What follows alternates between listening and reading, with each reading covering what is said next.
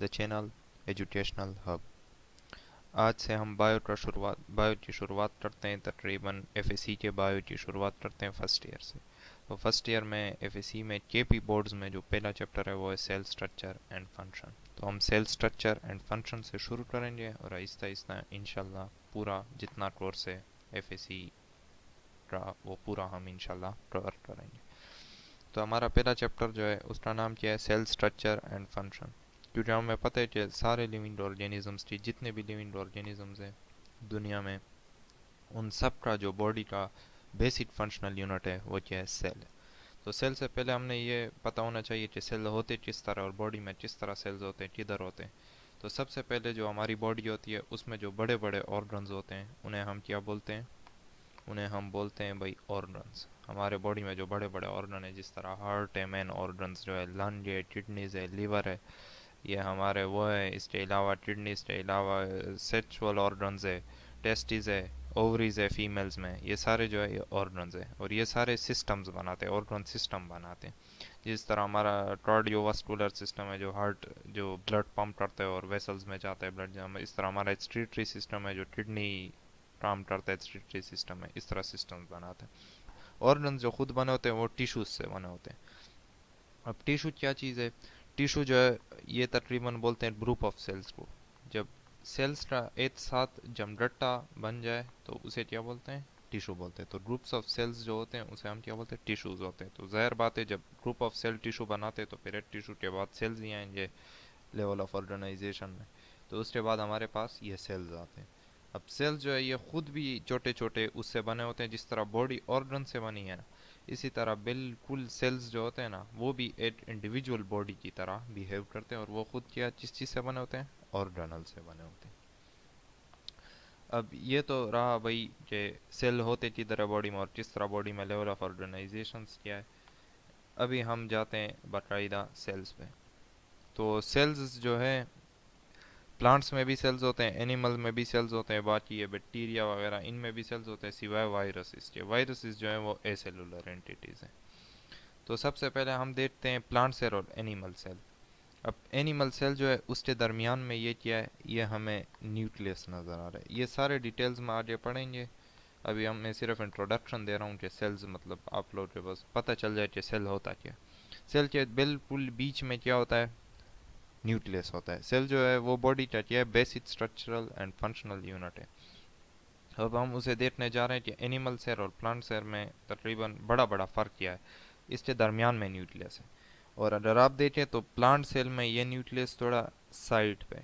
ये क्यों साइड पे, क्योंकि प्लांट सेल में दरमियान में एक बड़ी और ऑर्गेनली मौजूद होती है जिसको हम वैक्यूल बोलते हैं।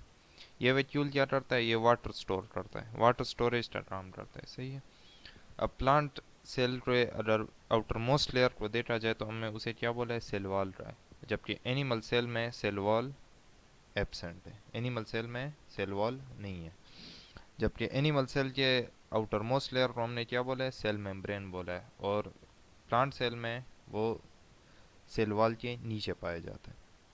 ये दोनों में गोल्जी बॉडीज मौजूद है। याद ये पढ़ेंगे गोल्जी बॉडीज क्या होते हैं सारे, इंशाल्लाह सारे डिटेल में पढ़ेंगे। सेलुलर ऑर्गेनेलिस, ये माइटोकॉन्ड्रिया भी दोनों में मौजूद है। बेसिक फ़र्क क्या रहा है कि इनमें न्यूक्लियस जो होता है वो साइड पे होता है और एनिमल सेल में न्यूक्लियस क्या होता है, सेंट्रल में, सेंटर पे होता है। इधर वैक्यूल प्लांट सेल में वैक्यूल होता है और एनिमल सेल में वैक्यूल नहीं होता। प्लांट सेल में सेल वॉल होता है और एनिमल सेल में सेल वॉल नहीं होता। ये तो रहा बेसिक इंट्रोडक्शन। अभी हम हमारा आज का टॉपिक जो है और जिसके बारे में हमने पढ़ना है आज, वो क्या है, वो है सेल वॉल। जो मैंने आपको उधर उसमें दिखाया भी के सेल सेल वॉल क्या होता है। सेल का मतलब आउटर मोस्ट लेयर जो होता है। ये सेल वॉल जो है ये सबसे पहले डिस्कवरी इसकी रॉबर्ट हुक ने की 1665 में। 1665 में रॉबर्ट हुक ने ये बताया कि सेल का एक उसने क्या किया, ये कॉर्क के पीसीस लिए और उसको जब माइक्रोस्कोप, अब ने मतलब माइक्रोस्कोप तो उस वक्त नहीं था, जब मैग्नीफाइंग ग्लास ही समझो उस जैसे चीज़ के नीचे देखे तो उसमें क्या उन्हें नज़र आए, इस तरह चेम्बर्स नज़र आए। तो उससे जब चेम्बर्स नज़र आए तो उसने ये बताया कि हर लिविंग मतलब लिविंग ऑर्गेनिज्म जो है वो चेम्बर से बने होते हैं, और उन चेम्बर्स का जो बाहर वाला हिस्सा होता है, ये बाउंड्रीज जो होते हैं, उसे उसने किसका नाम दिया, सेल वॉल का नाम दिया। इसकी डिस्कवरी जो थी वो प्रोटोप्लास्ट से पहले थी। अब प्रोटोप्लास्ट क्या चीज़ होती है? प्रोटोप्लास्ट हम बोलते हैं लिविंग पार्ट ऑफ सेल। अब लिविंग पार्ट ऑफ सेल का क्या मतलब है? फर्स्ट एरिया हमारे पास एक सेल है, ये सेल है, तो टिपिकली इसके दरमियान में क्या हो रहा, ये न्यूक्लियस है फर्स्ट है। तो ये न्यूक्लियस हुआ। अब ये न्यूक्लियस के अंदर की जगह जो है ना, ये न्यूक्लियस तो पहले, न्यूक्लियस के बाहर वाले मेम्ब्रेन को हम क्या बोलते हैं, न्यूक्लियर मेम्ब्रेन।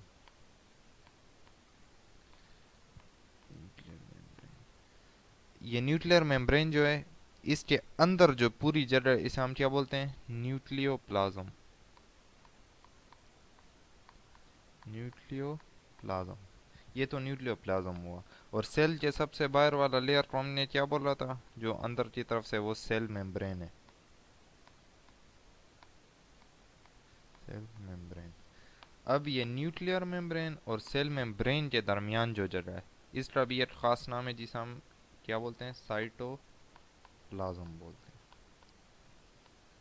अब अगर देखा जाए तो अगर ये साइटोप्लाज्म और न्यूक्लियोप्लाज्म को आपस में ऐड किया जाए, तो फिर ये क्या हमारे साथ बनाता है, यहाँ से लेकर यहाँ तक ये पूरा हमारे साथ क्या हो जाएगा, ये न्यूक्लियोप्लाज्म हो गया। तो अभी न्यूक्लियोप्लाज्म नहीं, सॉरी, ये हो जाएगा हमारे पास प्रोटोप्लाज्म। न्यूक्लियोप्लाज्म तो अंदर वाला था ना, तो अगर न्यूक्लियोप्लाज्म और साइटोप्लाज्म दोनों ऐड किया जाए तो ये क्या हमारे पास बना लेगा, प्रोटोप्लाज्म। तो ये प्रोटोप्लास्ट का लफ्ज़ भी प्रोटोप्लाज्म से निकला है। अब ये पूरी चीज़ जो है, इसे हम क्या बोलेंगे, प्रोटोप्लास्ट बोलेंगे।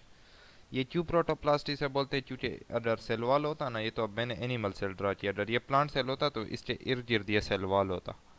तो सेल वॉल मैंने आपसे पहले क्या बताया कि प्रोटोप्लास्ट क्या होता है, लिविंग पार्ट ऑफ सेल होता है, जबकि ये सेल वॉल नहीं है, ये नॉन लिविंग पार्ट है। नॉन लिविंग मतलब ये लिविंग कैरेक्टर्स नहीं रखता। तो ये नॉन लिविंग पार्ट है, और ये नीचे वाला क्या हुआ, ये सेल वॉल, प्रोटोप्लास्ट जो हुआ वो लिविंग पार्ट है। तो अभी ये बता रहे कि ये प्रोटोप्लास्ट उस पर डिस्कवर नहीं हुआ था, जैसे मैंने तुम लोग को बताया कि ये चेम्बर सिर्फ उसने देखे थे, ये नहीं देख रहा था कि इन चेम्बर के अंदर भी चीज़ होती है, उसने खाली चेम्बर्स होते हैं, और उसकी जो बाउंड्रीज हो उसे हम क्या बोलते हैं, सेल वॉल बोलते हैं। तो इसकी डिस्कवरी जो थी प्रोटोप्लास्ट से पहले थी। अब आपको पता चला कि प्रोटोप्लास्ट क्या होता है और प्रोटोप्लाज्म क्या होता है। अभी ये सेल वॉल जो है, ये खुद तकरीबन टोटली परमिएबल है। टोटली परमिएबल का मतलब है कि ये सारे मॉलिक्यूल्स को जाने देता है अपने, मतलब जिस तरह अगर कोई चेक पोस्ट हो तो उधर कोई सोल्जर्स वगैरह खड़े होते हैं, तो वो कुछ लोग को जाने देते हैं, कुछ लोग को रोक लेते हैं। फर्स्ट जिनके पास आईडी कार्ड ना उनको रोक लेते हैं। इस तरह ये नहीं है, सेलवाल इस तरह नहीं है। सेलवाल सब, जैसे कोई चेक पोस्ट हो ही ना, जैसे कोई टोल प्लाजा हो, लेकिन कोई उसमें कोई ख़राब वाला टोल प्लाजा और उस पर सारे लोग वैसे वैसे जा रहे हो, इस तरह ये टोटली परमिएबल है। इसका मतलब it allows all molecules to pass, मतलब ये सब चीज़ों को जाने देता है। सेल वॉल के 3 लेयर्स होते हैं मेनली। पहले लेयर को हम क्या बोलते हैं, मिडल लेमेला, दूसरे को प्राइमरी वॉल, और तीसरे को सेकेंडरी वॉल। अब हम सारे ये डिटेल्स में पढ़ेंगे कि प्राइमरी वॉल के अंदर क्या होता है, सेकेंडरी वॉल के अंदर क्या होता है, और मिडल लेमेला के अंदर क्या होता है। सबसे पहला हमारा है मिडल लेमेला। मिडल लेमेला जो है, ये क्या होता है, ये वो लेयर है जो सेल्स, एडजेसेंट सेल्स को आपस में जोड़े। अब इसका क्या मतलब है, फर्स्ट ये एच सेल है और ये दूसरा सेल है, तो इन दोनों को जो आपस में जोड़ेगी वो चीज़ क्या होगी, वो होगी मिडल लेमेला। फर्स्ट ये ग्रीन कलर से मैं शो कर रहा हूँ, ये इधर क्या है, ये मिडल लेमेला है। तो the layer of cell wall which joins to adjacent cells together is known as middle lamella. ये हमारे पास मिडल लेमेला हुई। अब ये है, ये तकरीबन होती है 1 माइक्रोमीटर इन थिकनेस। इसकी थिकनेस कितनी होती है, 1 माइक्रोमीटर। और इसकी केमिकल कंपोजिशन को अगर हम देखें तो ये पेक्टीन से बनी होती है। पेक्टीन क्या चीज़ है, ये पॉलीसेकेराइड है। पॉलीसेकेराइड हम उसे कहते हैं, कार्बोहाइड्रेट्स को कहते हैं। जब ज़्यादा मोनोसेटेराइड के यूनिट्स, जिस तरह ग्लूकोज नहीं है, ग्लूकोज वो मोनोसेटेराइड है, अगर बहुत ज़्यादा ग्लूकोज को आपस में जोड़ा जाए तो वो एक पॉलीसेटेराइड बना लेगा। तो उस कार्बोहाइड्रेट को हम क्या बोलते हैं? पॉलीसेटेराइड बोलते हैं। तो ये पेक्टीन जो है ये एक पॉलीसेटेराइड है। पेक्टीन जो है ये किस फॉर्म में होती है? मैग्नीशियम और कैल्शियम सॉल्ट्स के फॉर्म में होती है। इसका मतलब होता है कि या तो ये मैग्नीशियम पेक्टेट बनाती है, मैग्नीशियम पेक्टेट, और या ये कैल्शियम पेक्टेट बनाती है, पेक्टेट। ये इस फॉर्म में होती है। ये मतलब सीधी पेक्टीन की, सादा मतलब प्योर पेक्टीन की फॉर्म में नहीं होती। इसके साथ मैग्नीशियम आइंस भी जुड़े होते हैं और कैल्शियम आइंस भी जुड़े होते हैं, जिसकी वजह से जब आइंस जुड़ते हैं तो हमें पता है सॉल्ट्स बनते हैं। तो इसलिए इधर क्या बनेंगे? मैग्नीशियम पेक्टेट सॉल्ट और कैल्शियम पेक्टेट सॉल्ट। ये पेक्टीन असल में होता है स्टिकी जेल लाइक सब्सटेंस, जिस तरह ग्लू नहीं होती, ग्लू जिस तरह टिकता है, ये चीज़ होती है। ये स्टिकी जेल की तरह होते हैं और इसी प्रॉपर्टी की वजह से ये दो सेल्स को आपस में जोड़ता है, क्योंकि ये स्टिकी होता है और ये दो सेलों को आपस में फिर ग्लू की तरह जोड़ देते हैं, चिपका देते हैं। Later on it later on it lignifies on maturation, after maturation या ऑन मैच्योरेशन। मतलब जब सेल्स पहले पहले बन जाए तो ये बहुत नरम होता है, ये पेक्टीन या मिडल लेमेला नहीं होता है, बहुत नरम होता है। लेकिन जैसे जैसे वक्त गुजरता है, सेल बड़ा मैच्योर होता जाता है, तो इसमें क्या हो जाता है? लिग्निन की डिपोजिशन हो जाती है। लिग्निन जो है ये बहुत सख्त सब्सटेंस है। तो इस सख्त सब्सटेंस की वजह से क्या हो जाता है? ये जब लिग्निफाई हो जाता है तो ये थोड़ा सख्त हो जाता है। जिस तरह हम दो ईंटों को आपस में रखे, इसकी एग्जांपल बिल्कुल जिस तरह हम दो ब्रिक्स को, या अगर हम दो ब्रिक्स माने तो इनके दरमियान में हम क्या डालेंगे? सीमेंट डालेंगे।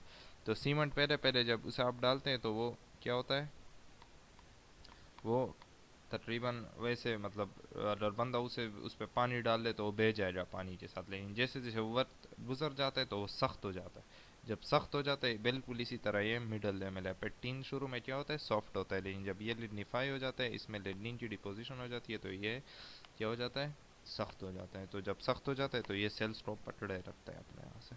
अब ये एक्स्ट्रा पॉइंट है मिडल लेमेला में, कि पेक्टिनेज एंजाइम जो होता है, पेक्टिनेज एंजाइम ये क्या करता है? ये पेक्टिन के डिसोल्यूशन में मदद देता है। मतलब पेक्टिन को क्या करता है? ख़त्म करता है।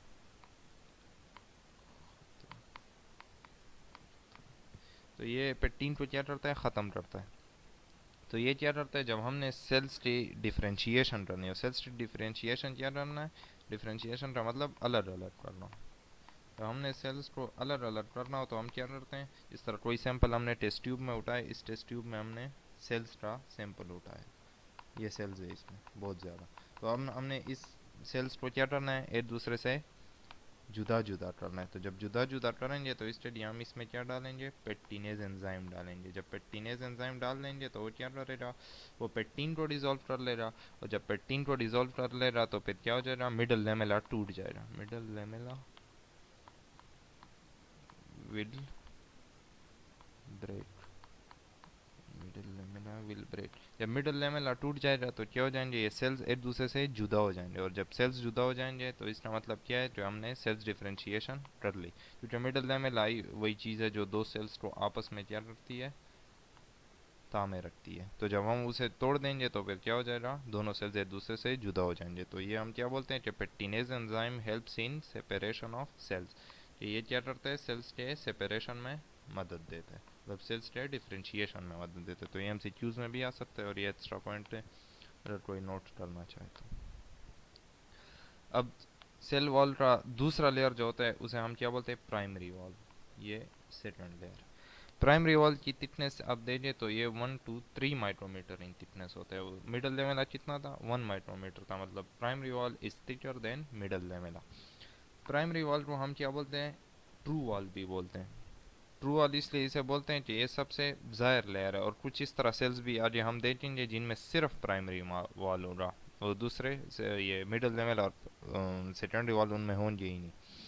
इसकी केमिकल कंपोजिशन अगर हम देखें तो ये केमिकली कंपोज्ड होता है सेलुलोज से, हेमी सेलुलोज से और पेक्टिन। अब दोबारा सेलुलोज और हेमी सेलुलोज क्या चीज़ है? ये दोबारा क्या है? पॉलीसेटेराइड्स है। ये भी क्या है? पॉलीसेटेराइड। और सेलुलोज तो ऐसा कार्बोहाइड्रेट है जो दुनिया में सबसे ज़्यादा पाया जाता है, मोस्ट एबंडेंट, मोस्ट एबंडेंट पॉलीसेटेराइड है। तो सेलुलोज हेमी सेलुलोज और पेक्टिन से बना होता है। पेक्टिन मिडल लेवल में था और अभी प्राइमरी वॉल में भी मौजूद है। पहले पहले इनमें क्या होता है कि हेमी सेलुलोज और पेक्टिन आपस में मिलकर क्या बनाते हैं, मैट्रिक्स बनाते हैं। जब वो एक मैट्रिक्स बना लेते हैं उनमें अभी क्या हो जाता है, फिर सेलुलोज के जो फाइबर्स होते हैं वो उसमें क्रिस क्रॉस अरेंजमेंट में क्या हो जाते हैं, फिक्स हो जाते हैं। जिस तरह इधर मैंने दिखाया फर्स्ट, ये प्राइमरी वॉल है, प्राइमरी वॉल। तो ये अगर आप देखें ये ब्लू ब्लू जो मैंने शो किया हुआ है ये मैट्रिक्स है। तो ये मैट्रिक्स किस चीज़ से बना होगा, हेमी सेलुलोज और पेक्टिन से बना होगा। जब अगर मैं आपको ये दूसरे कलर से शो करूँ तो ये क्रिस क्रॉस अरेंजमेंट जो है ये क्या है, ये सेलुलोज फाइबर्स है। तो बिल्कुल इसी तरह जिस तरह ये मैट्रिक्स हो और उसमें ये सेलुलोज फाइबर्स इस तरह क्रिस क्रॉस अरेंजमेंट में पड़े हो तो ये प्राइमरी वॉल बनाते हैं। इसके बाद अगर हम देखें तो प्राइमरी वॉल में मज़ीद क्या है कि primary wall is strongly is optically active. Optically active का क्या मतलब है, तो आपने केमिस्ट्री पढ़ी है सेकेंड ईयर की केमिस्ट्री में, और उसमें आज हम पढ़ेंगे कि ऑप्टिकल एक्टिविटी क्या होती है। कि प्लेन पोलराइज लाइट जो होती है वो लाइट जो सिर्फ एक ही प्लेन में हो तो ये उसको रोटेट करता है। बहरहाल इस पे ज़्यादा तवज्जो देने की ज़रूरत नहीं है, या पढ़ो पढ़ो जी, सिर्फ ये याद रखना है कि primary wall is optically active, मतलब ये पीपीएल को रोटेट कर सकता है। दूसरा ये क्या है कि primary wall is elastic and extendable. Elastic का मतलब ये जल्दी से खींचा जाए तो ये खींच सकता है, इसमें इलास्टिसिटी है। जैसे मैंने शुरू में बताया कि प्राइमरी वॉल को ट्रू वॉल बोलते हैं। इसे ट्रू वॉल इसलिए बोलते हैं कि primary wall is the only wall in the following cells. इन सेल्स में जो होता है ये 1 2 3, इनमें सिर्फ प्राइमरी वॉल होगा, मतलब बाकी मिडिल लेवल और सेकेंडरी वॉल होंगे ही नहीं। प्राइमरी सेल वॉल का ये सिर्फ प्राइमरी वॉल वाला हिस्सा वो इनमें मौजूद है। सबसे पहले मेरिस्टेमेटिक सेल्स। अब मेरिस्टेमेटिक सेल्स कौन से होते हैं, मेरिस्टेमेटिक सेल्स वो होते हैं जिस तरह ये कोई प्लांट है तो प्लांट के स्टेम के टिप्स पर जो सेल्स होते हैं उसे हम क्या बोलते हैं, उनको हम मेरिस्टेमेटिक सेल्स बोलते हैं। ये क्या बोलते हैं, ग्रोथ सेल्स होते हैं। ये ग्रोथ करने के काबिल होते हैं। क्यों, किस तरह ग्रोथ करने के काबिल होते हैं कि ये डिवाइडिंग सेल्स होते हैं, ये डिवाइड होते रहते हैं, माइटोसिस इनमें होती रहती है। तो जब माइटोसिस होती रहती है तो इनकी तादाद कंटिन्यूसली बढ़ती रहती है, जिसकी वजह से प्लांट की लेंथ और वो फिर हाइट फिर बढ़ती रहती है। तो ये मेरिस्टेमेटिक सेल्स में सिर्फ प्राइमरी वॉल मौजूद है। जिस तरह स्टोरेज सेल्स जो है वो पेरेन्काइमा सेल्स होते हैं। पेरेन्काइमा सेल्स ये तकरीबन लीव्स में पाए जाते हैं, जहाँ ये स्टार्च, ये कार्बोहाइड्रेट जब बन जाता है फोटोसिंथेसिस के बाद तो वो स्टार्च जो स्टोर होता है तो वो क्या होता है, स्टोरेज सेल्स पेरेन्काइमा में होता है। और ये रूट्स में भी पाए जाते हैं, रूट्स जो खुराक स्टोर करते हैं अपने पास वो भी पेरेन्काइमा सेल्स में। और नंबर थर्ड है मीजोफिल सेल्स। ये तो बहुत मशहूर है, फेमस सेल्स है जिसे फोटोसिंथेसिस में इस्तेमाल होते हैं और स्टोमेटा भी इनमें पाई जाते हैं। तो इनमें भी क्या होता है, सिर्फ प्राइमरी वाल मौजूद होता है सेल वॉल का। अभी हम जाते हैं सेकेंडरी वॉल की तरफ। सेकेंडरी वॉल की थिकनेस है 5 टू 10 माइक्रोमीटर। इसका मतलब है कि सबसे थिक लेयर जो है सेल वॉल का वो कौन सा है, सेकेंडरी वॉल है। और इसको हम इनर मोस्ट लेयर भी बोलते हैं कि ये सेल वॉल का सबसे इनर मोस्ट लेयर है। ये हम आज ये देखेंगे डायग्राम में देखेंगे कि ये किस तरह कब सेकेंडरी वॉल चिद्र होता है, मिडिल लेवल चिद्र होता है, और वो हम देखेंगे। पहले हम अगर इसकी केमिकल कंपोजिशन को देखें तो ये भी प्राइमरी वॉल की तरह इसमें सेलुलोज भी है, हेमी सेलुलोज भी है, दोनों पॉलीसेटेराइड्स हैं। लेकिन सबसे बड़ा डिफरेंस सेकेंडरी वॉल और प्राइमरी वॉल में क्या है, प्राइमरी वॉल में पेक्टिन मौजूद होता है, जबकि सेकेंडरी वॉल में इधर हमें क्या नज़र आ रहा है, लिग्निन नज़र आ रहा है। लिग्निन अगर आपने देखा तो मिडिल लेवल हमें इसकी डिपोजिशन हो रही थी, बाद में शुरू में उसमें भी सिर्फ पेक्टिन था। तो ये शुरू से बहुत सख्त होता है। तो ये सबसे rigid layer of cell wall, मैंने इधर लिखा भी है, ये सेल वॉल का सबसे रिजिड लेयर है। और अगर किसी ने सवाल पूछा कि क्यों ये सबसे रिजिड लेयर है, क्योंकि इसमें लिग्निन मौजूद होता है। इसके अलावा इसमें इनऑर्गेनिक साल्ट्स और सिलिका भी, सिलिका ये रेत ये भी मौजूद होती है इसमें। सेकेंडरी वॉल जो है वो हाईली या स्ट्रॉन्गली ऑप्टिकली एक्टिव है। दूसरा प्राइमरी वॉल जो था वो सिर्फ ऑप्टिकली एक्टिव था, लेकिन अगर एमसीक्यूज में या कोई सवाल आया तो सबसे ज़्यादा हाईली और स्ट्रॉन्गली ऑप्टिकली एक्टिव वॉल कौन सा है, secondary wall. Functions of cell wall. अब सेल वॉल के फंक्शंस क्या क्या है। सबसे पहला सेल वॉल का फंक्शन है कि शेप टू द सेल, मतलब ये इस तरह सेल को घेर लेता है तो सेल को एक शेप प्रोवाइड कर लेता है। अगर ये इस तरह स्क्वायर शेप में उसे दे रहे तो उसकी स्क्वायर शेप हो जाती है, अगर राउंड में बोले तो बॉल शेप हो जाती है। दूसरा उसका ये है कि ये जिस तरह हमने पढ़ा कि सेकेंडरी वॉल जो बहुत सख्त है, और इसलिए ये सेल को क्या प्रोवाइड करते हैं, support and rigidity to cell provide करते हैं। नंबर तीसरी है कि ये प्रोटेक्ट्स प्रोटोप्लाज्म ऑफ सेल्स। तो प्रोटोप्लाज्म जिस तरह मैंने आपको बताया कि अंदर की जो जगह होती है ये पूरी लिविंग पार्ट, तो ये लिविंग पार्ट्स को क्या करता है, प्रोटेक्ट करता है कि कई लिविंग पार्ट्स को कोई इंजरी ना हो जाए या सेल रप्चर ना हो जाए, सेल पट ना जाए, तो उन सब का जिम्मेदारी किसकी है, सेल वॉल की है। अभी अगर हम इसकी डायग्राम को देखें तो सबसे पहले ये दो सेल्स हैं, ये सेल 1 है फर्स्ट और ये सेल 2।